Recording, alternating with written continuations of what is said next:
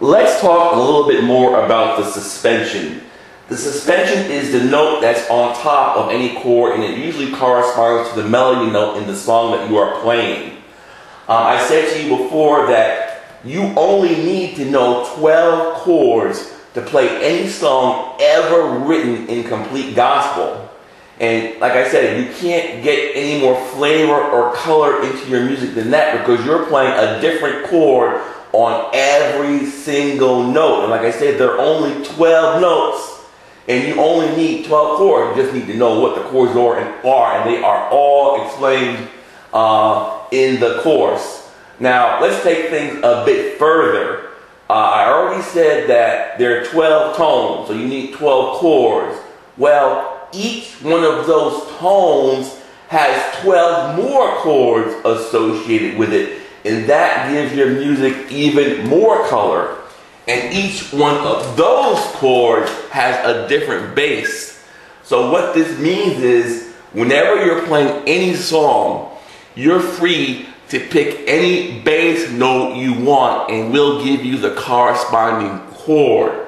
Now, I'm not going to chord on every note, but suppose you're playing a song like Blessed Assurance, and you get to this note right here, this in the key of D flat, this fourth note, fourth tone in the key of D flat. So you're playing Blessed Assurance,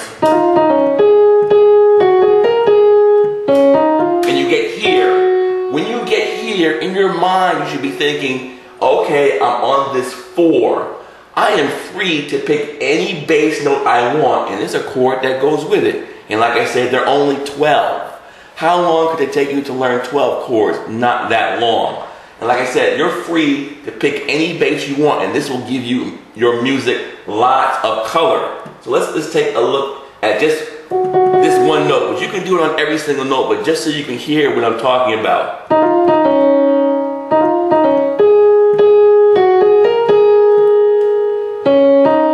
You're free to play an E flat minor 7 sus. If you don't like that one, you can pick a different one. It's going to give your music different flavor.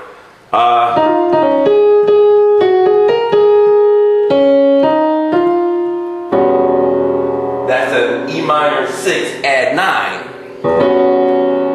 And if you don't like that one, say you want to play an A flat in the bass. When you get here, you're going to be playing some sort of A flat chord.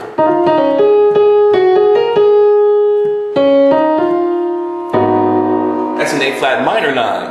Now suppose you don't like that one. You can also play a B flat chord, which would be a B flat 7 flat 10 plus 5. Let's hear that one.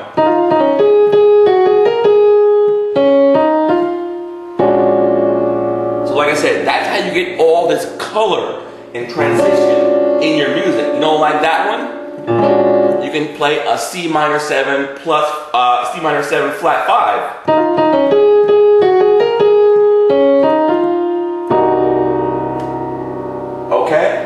Like I said, there's lots of possibilities. It's going to give your music lots of color. And you can even, like I said, hook these together. These are like building blocks. So say, for example, in any song, you happen to be on this note right here.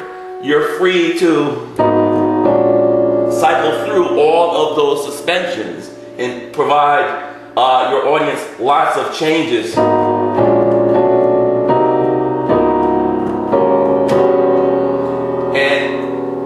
Just by playing around with suspension, you can get your music really jumping and just hook these things together. And I'm going to show you how that can sound on the Hammond B3, and you can kind of get things a jumping.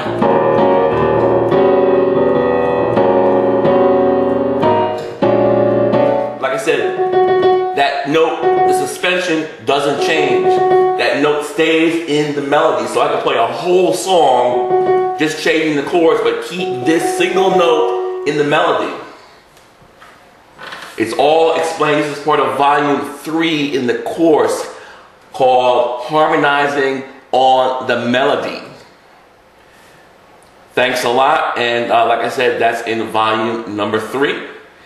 After you go through all the other volumes in the course, it will become clear. And let me show you how this sounds like on the Hammond B3 when you kind of mix things up and get things jumping.